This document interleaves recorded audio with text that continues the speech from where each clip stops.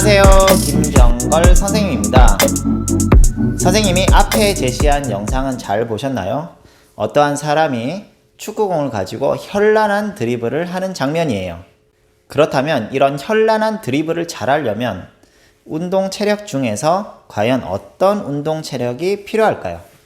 네, 이제는 여러분들 아시겠죠? 바로 협응성입니다. 그리고 또한 선생님이 시작 전에 풍선 가지고 노는 장면이 있었잖아요. 발로도 튀기고 손으로도 튀기고 머리로도 튀기고 했는데 이렇게 선생님이 신체의 각 부위를 조화롭게 움직여 가면서 풍선을 떨어뜨리지 않게 필요한 체력도 무엇이다? 바로 협응성입니다. 자, 그러면 여러분들이 협응성의 정의에 대해서 먼저 알고 넘어가야겠죠. 선생님이 시간을 줄 테니까 협응성의 정의에 대해서 한번 이야기해 보시기 바랍니다. 또 이게 온라인 수업이라고 해서 선생님이 안 보시니까 괜찮겠지라고 하면서 그냥 뒤로 가기 넘기지 말고 선생님이 시간을 주시면 직접 말로 협응성에 대해서 표현해 보시기 바래요.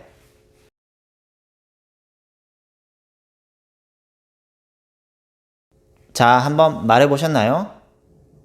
협응성이란 간단히 이야기해서 우리가 신체를 움직일 때, 어떤 움직임을 할 때 얼마나 매끄럽게, 얼마나 정확하게 움직이느냐예요.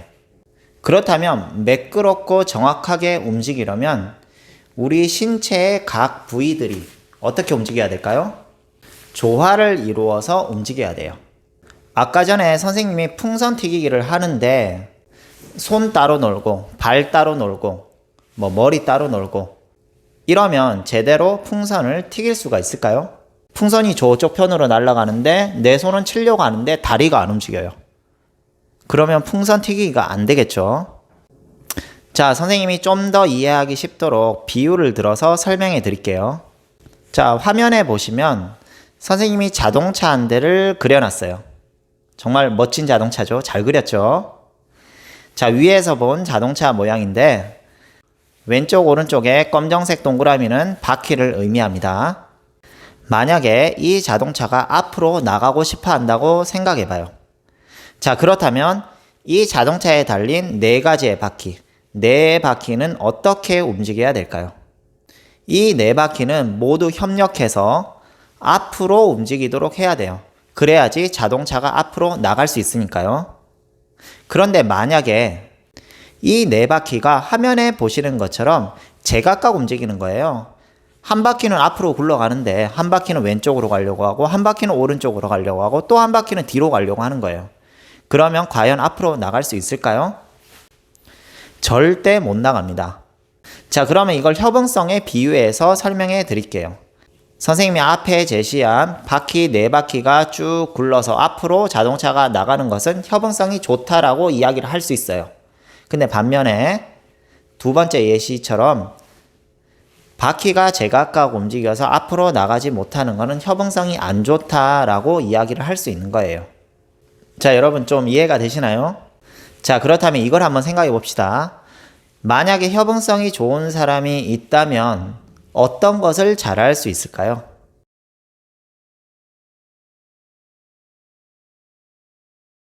자, 한번 말해 보셨어요? 선생님이 몇 가지 예시를 들어 드릴게요. 만약에 협응성이 그 사람이 좋다면 그 사람은 공 드리블을 매우 잘해요. 농구공 드리블도 잘하고 축구 드리블도 되게 잘할 거예요.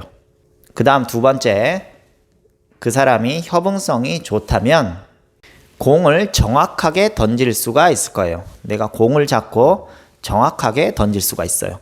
피구할 때 보면 정말 정확하게 잘 맞추는 친구들이 있죠. 그런 친구들은 협응성이 좋은 거예요. 반대로 공을 잡는 능력, 공을 잡는 것도 협응성이 필요하죠. 어떤 친구들은 공을 세게 던져도 잘 잡아요, 엄청. 그런 친구들도 협응성이 되게 좋은 거죠. 그 다음에 세 번째, 만약에 어떤 사람이 협응성이 좋다면 자전거라든지 스케이트보드라든지 스노우보드라든지 스키라든지 이러한 것들을 매우 잘 배울 거예요. 빠른 시간 안에 배울 수 있을 거예요.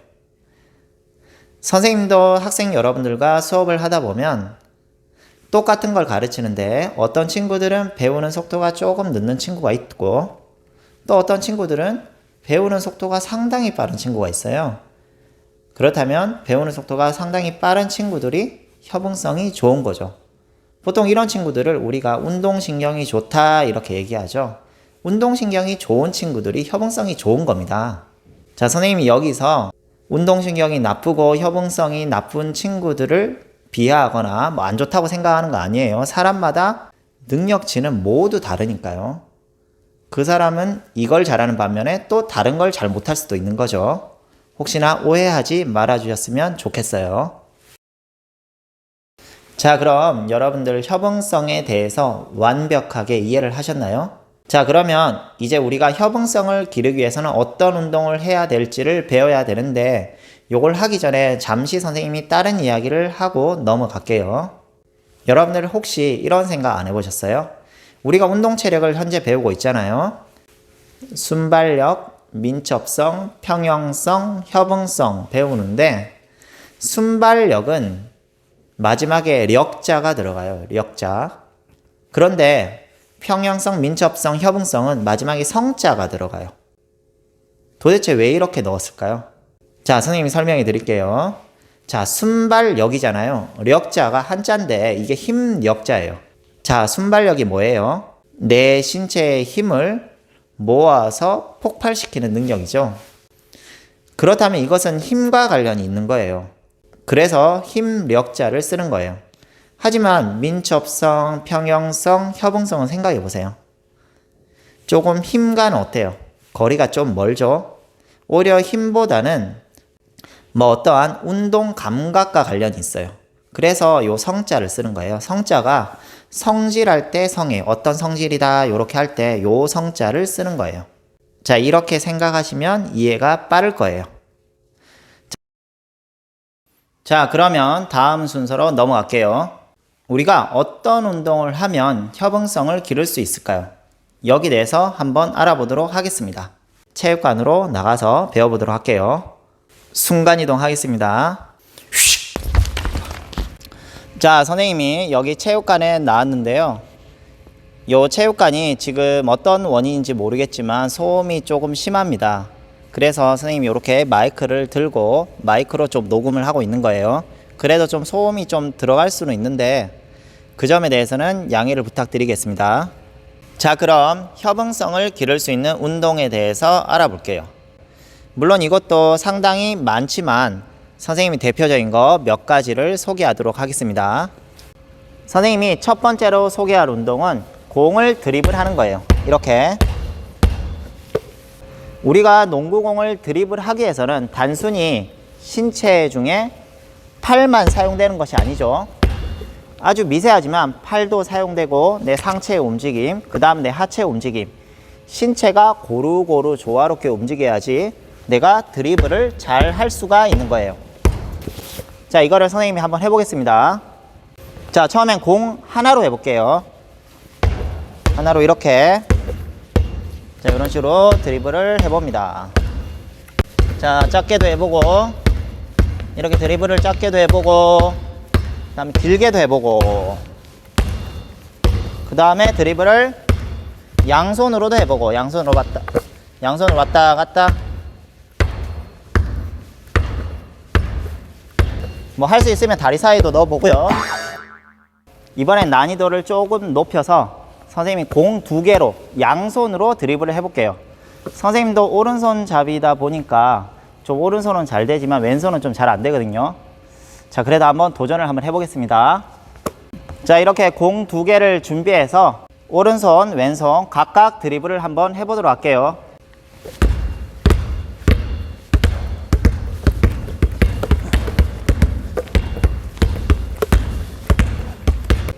자, 선생님 해봤는데 선생님 확실히 오른손잡이라서 이 오른손은 잘 되는데 자꾸 왼손이 잘 안 돼요. 왼손을 좀 더 연습을 많이 해야 될 것 같습니다. 이번에는 협응성을 기르기 위한 두 번째 운동을 소개하겠습니다. 두 번째 운동은 요 작은 공 2개를 이용한 저글링이에요. 저글링이라고 여러분들 알죠?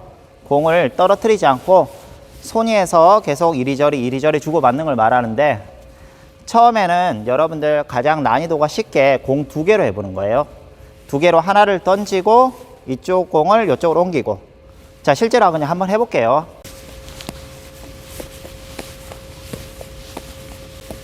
자, 이런 식으로 2개. 여기서 난이도를 높이려면 어떻게 해야 되죠? 난이도를 높이려면 공 하나를 추가해서 3개로 하는 거예요. 3개로 이렇게 하는데 선생님은 물론 할 수는 있지만 뭐 3개 하는 영상은. 자, 그리고 만약에 요 공으로 하는 게 좀 힘든 친구들이 있어요. 공으로 하는 게 힘들면 집에 스카프 있잖아요. 스카프로 저글링을 해도 괜찮아요. 왜냐하면 스카프를 던져버리면 스카프는 내려오는 속도가 상당히 길기 때문에 빨리 내가 손동작을 바꿔서 대처를 할 수가 있어요. 공 같은 거는 무겁기 때문에 빨리 내려온단 말이에요. 빨리 내려오니까 내 손을, 진짜 양손을 빠르게 움직여야 돼요. 그래서 이것도 좀 힘들다 하는 친구들은 스카프로 해보세요. 스카프 1000조가리.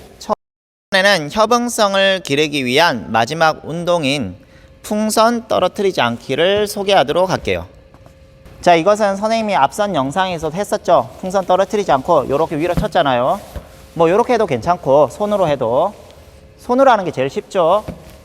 그 다음에 조금 난이도를 높이려면 뭐 발로만 해도 되겠죠. 발로만. 발하고 머리로만 써서 떨어뜨리지 않기. 자, 아니면 방법을 조금 바꿔서 누워서 해보는 거예요. 이렇게 누운 상태에서 바닥에 떨어뜨리면 안 돼요. 자, 떨어뜨리지 않게 해서는 뭐 신체를 다 사용해도 됩니다. 요렇게. 어이구. 해보면 생각보다 운동도 되고 어렵습니다. 생각보다 막상 해보면. 네 번째, 평형성을 기를 수 있는 운동을 소개할게요. 그거는 이제 여러분들 집에 많이 가지고 있는 줄넘기를 이용한 운동을 소개를 하나 할게요. 자, 선생님이 요건데 줄넘기를 밑으로 요렇게 돌려야 돼서 마이크 끼고 있는데 마이크 선이 걸릴 것 같아서 마이크는 좀 빼고 하겠습니다. 자, 줄넘기를 너무 길게는 말고 한 요 정도, 어깨 너비보다는 좀 넓게 해서 요렇게 잡은 뒤에 이거를 바닥에 요렇게 돌리는 거예요. 요렇게 돌리는 건데, 돌리면서 내가 돌리고 내가 넘는 거예요. 내가 돌리고 내가 넘는 거. 셀프로 하는 거죠, 한마디로. 자, 셀프로. 자, 내가 돌리고 내가 넘고 이렇게.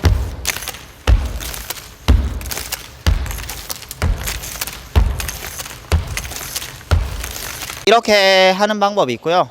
요거는 혼자 할 때는 이런 식으로 하고 셀프로 하고, 그 다음 만약에 친구랑 좀 같이 있다면 친구가 돌려주고 상대방이 넘는 것도 괜찮아요. 이런 거 선생님이 학교에 있다 보면 여러분들 놀 때도 줄넘기 돌리고 친구들 넘잖아요. 넘는 놀이 활동 많이 하는 거 봤거든요. 그게 전부 다 협응성 기르기 위한 운동입니다. 자, 선생님이 준비한 수업은 여기까지고요. 다음 시간에는 집에서 할 수 있는 협응성 기르기 운동을 미션 형식으로 제시를 할 거예요. 그런데 이 자료는 이미 만들어진 자료들이 상당히 많이 있어서 그 자료로 선생님이 좀 대체를 하도록 하겠습니다. 오늘 수업은 여기까지 하도록 하겠습니다. 여러분 열심히 해주시고 경청해 주셔서 감사합니다. 자, 그럼 다음에 만나요. 안녕.